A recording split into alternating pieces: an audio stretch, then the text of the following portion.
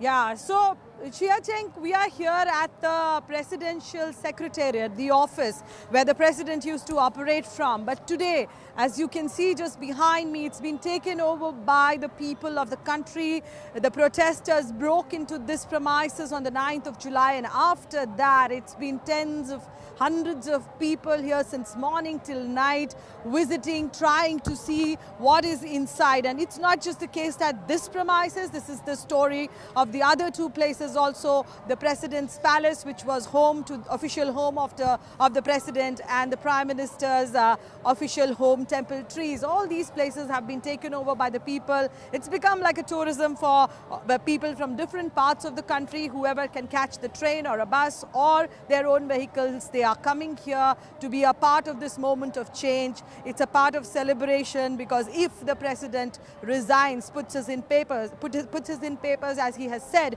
on the 13th of July, it will be a victory of this movement, which started with the aim for the removal of the President, because these people blame the Rajapaksa regime and the present dispensation for the situation the country is in at the moment.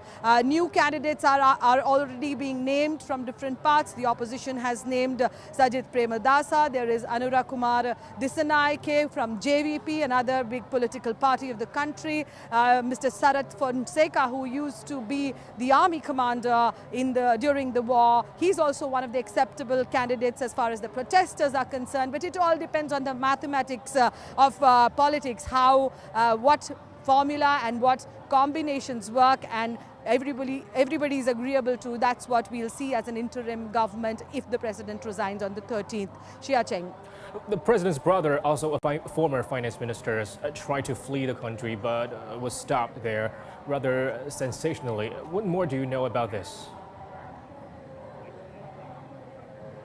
Well, that's an interesting story which has been doing the rounds since morning. There is one, suspicion that the protesters have, that the present dispensation after resigning will try to flee the country, because they would like to avoid any kind of legal action against them. Already one petition has been filed in the Supreme Court, which the Supreme Court will be hearing on the 14th of July, in which the petitioners have argued that the present dispensation should be punished for what situation we are in, and the first step of that would be to put a travel ban. Mr. Basil Rajapaksa, who is a former finance minister, also has a citizenship of the United States of America, and from day one this was a fear. And today when he reached at the airport, the people at the airport protested, they objected, and the immigration officers actually refused to give him those special services which are entitled to the VIPs,